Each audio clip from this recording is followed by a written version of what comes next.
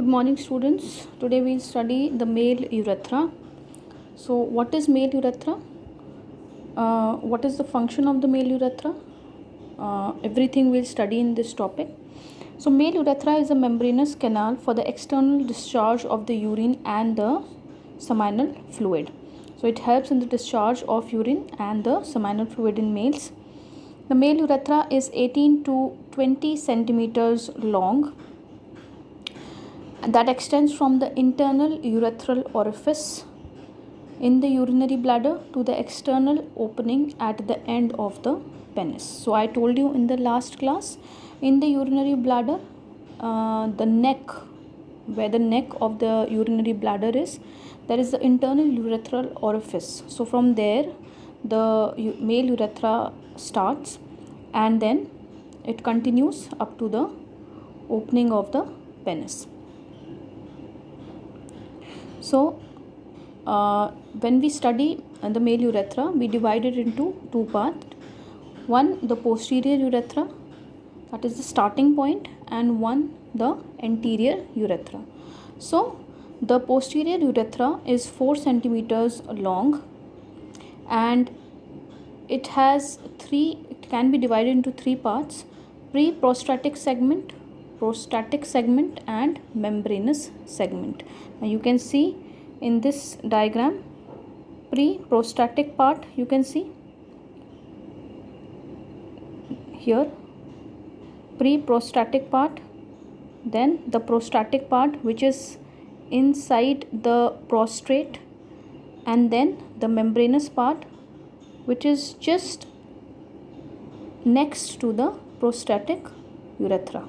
You can see prostatic and membranous part of the urethra. Pre-prostatic is also there, prostatic is also there, which is inside the prostate, and then outside the prostate is the membranous urethra or the membranous segment. Then the anterior urethra is 16 centimeters long, which lies within the perineum and the penis. So anterior urethra can be divided into two parts: bulbar urethra. You can see here the intrabulbar fossa, where it's written intrabulbar fossa, where it is written bulb of penis. So in the bulb of the penis, the part of the urethra which is inside the bulb of the penis, within the bulb of the penis, that is known as the bulbar urethra. It is surrounded by bulbospongiosus. It is surrounded by bulbospongiosus.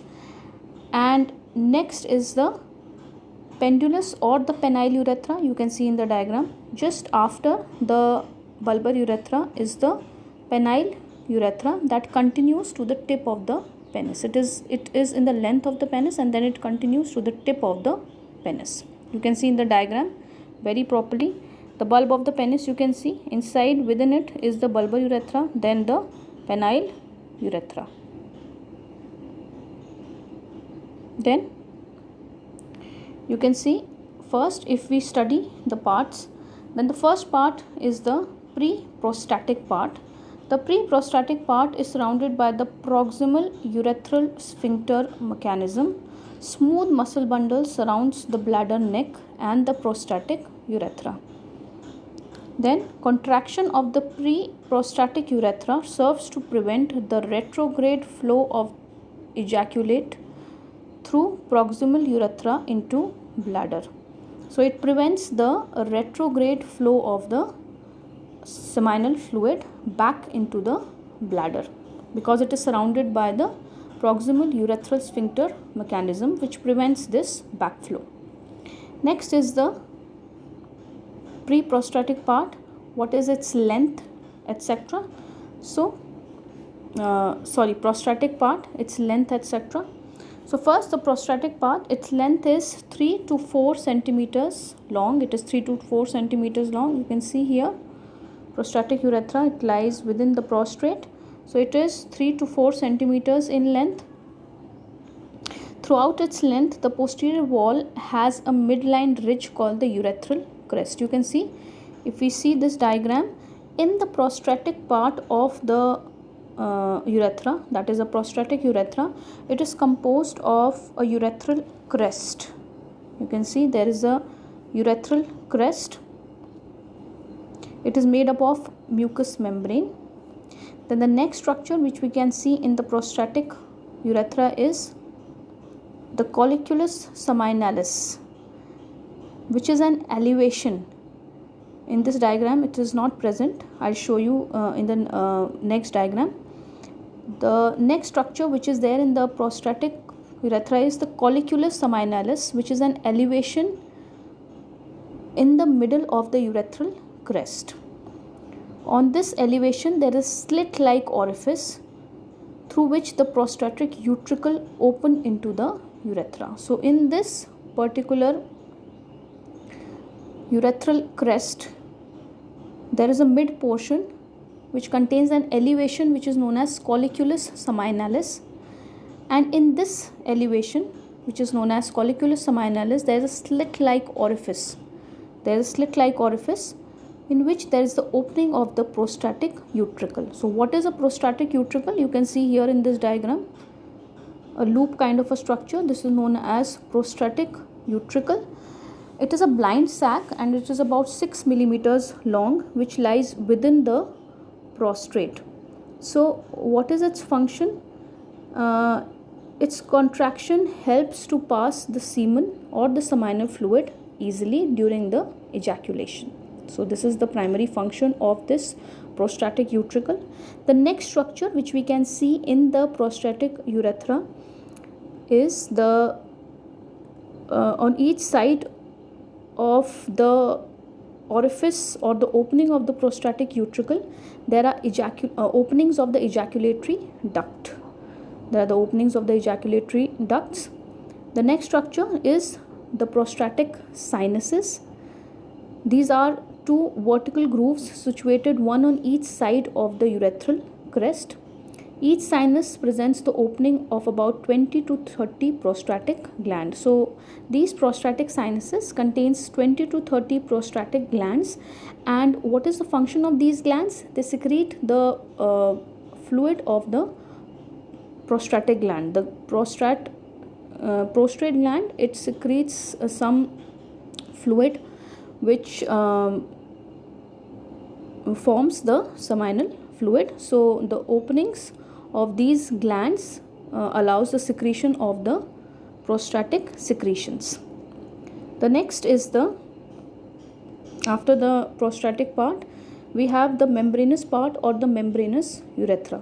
So what is membranous urethra? You can see in the diagram just after the prostatic urethra is the membranous urethra. In the membranous is the membranous urethra. So what is it? It is 1.5 centimeters long, shortest, less dilatable, and is the narrowest section. And wall of the membranous urethra, that is the part of the external or the distal urethral sphincter mechanism. So around the membranous urethra there is the external urethral sphincters, and what is the other things which are present in the membranous part? The membranous urethra is surrounded by the sphincter urethra, as I already told you, or the external urethral sphincters. The bulbourethral gland of Koppers are placed one on each side of the membranous urethra, and their ducts open into the spongy urethra. Though these bulbourethral glands are placed on each side of the membranous urethra, but their opening is in the spongy urethra. What is the function of these bulbourethral glands? They add fluid to the seminal fluid or the semen.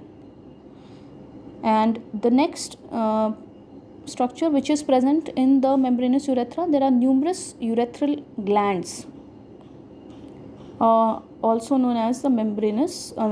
There are numerous urethral glands that opens into the membranous urethra. So urethral glands are also present in this particular part. So what is the function of these urethral glands? These urethral glands produces a colloid secretion which contains glycosaminoglycans. It is a particular fluid. This secretion protects the epithelium against the urine. So whatever these urethral glands which are opening in the membranous urethra, they secrete a secretion. There is a secretion from these urethral glands which prevents the epithelium of the urethra from the urine. The urine can be acidic, so it prevents the epithelium of the urethra from the acidic urine. So the next is the anterior part of the urethra, which is divided into two parts. One is bulbar and the other is the spongy part. So bulbar part lies just after the membranous part. It lies within the bulb of the penis. Then the spongy or the penile part of the urethra, which lies next to the bulbar urethra. It is about 15 to 16 centimeters long and it lies in the corpus spongiosum. The corpus spongiosum is the erectile tissue which is present in the penis in males. The penile urethra is composed of the following structures. It is narrow and it is 6 millimeters in diameter.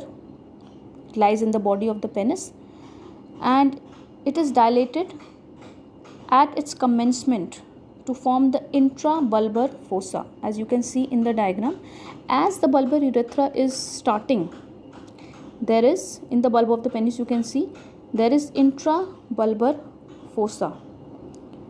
It bulges into the floor on each side. There is a bulge you can see in the urethra. This is known as the intrabulbar fossa.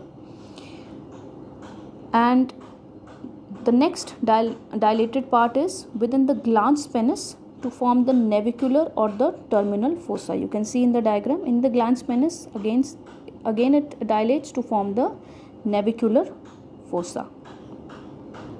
Then the external urethra or the external urethral orifice. The internal urethral orifice was in the neck of the bladder, from where the urethra was starting, and where the urethra is ending, that is known as the external urethral orifice. It is the narrowest part of the male urethra. It is the narrowest part of the male urethra. The structures, the features of the penile urethra are: the ducts of the bulbourethral glands opens into the fixed part of the penile urethra. So as I told you before, bulbourethral gland, it adds fluid to the semen, and there are numerous urethral glands also present in the penile urethra, and as I already told you, their secretion protects the epithelium or against the acidic urine. The next are the sphincters.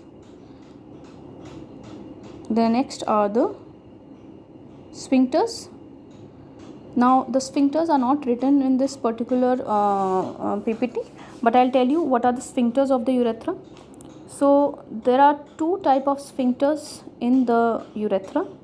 The internal urethral sphincter or sphincter vesicae is involuntary in nature. They are what are sphincters? They are muscles. There are muscles.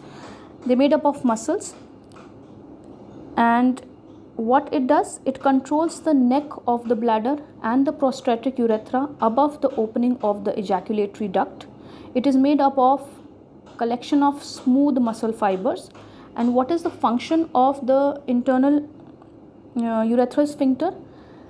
It helps or it prevents the reflux of the seminal fluid into the male bladder during ejaculation, and it also relaxes to allow the urine to pass downwards. Next is the external urethral sphincter or the sphincter urethrae. It is voluntary in nature.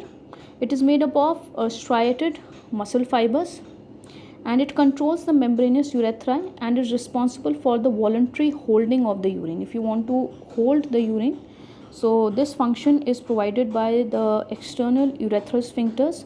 Initiation of micturition is attributed to the relaxation of the pelvic floor, including the sphincter urethrae, and is also due to the contraction of the detrusor. muscle, which I told you last time. So these sphincters, the external urethral sphincters, they help in holding the urine, voluntary holding of the urine, and their contraction actually helps in holding the urine, and their relaxation along with the pelvic floor and the contraction of the detrusor muscle helps in micturition. Next is the clinical anatomy. So the clinical anatomy of the urethra, many things can happen or in the urethra. So rupture of the urethra can occur due to any injury, etc., which can cause the extravasation of urine. Infection of the urethra is called urethritis. A constriction of the urethra is called the stricture of the urethra. It is usually a result of infection. If a stricture occurs in a urethra, the normal passage of the urine becomes very small and the urine cannot pass out properly.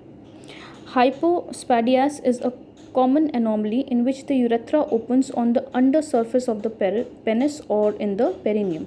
Normally the urethra opens into the external urethral orifice at the tip of the penis, but here the urethra opens on the under surface of the penis.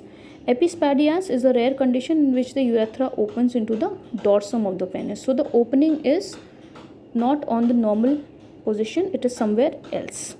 So this is all about the male urethra. If you don't understand anything, please ask your queries on my phone number.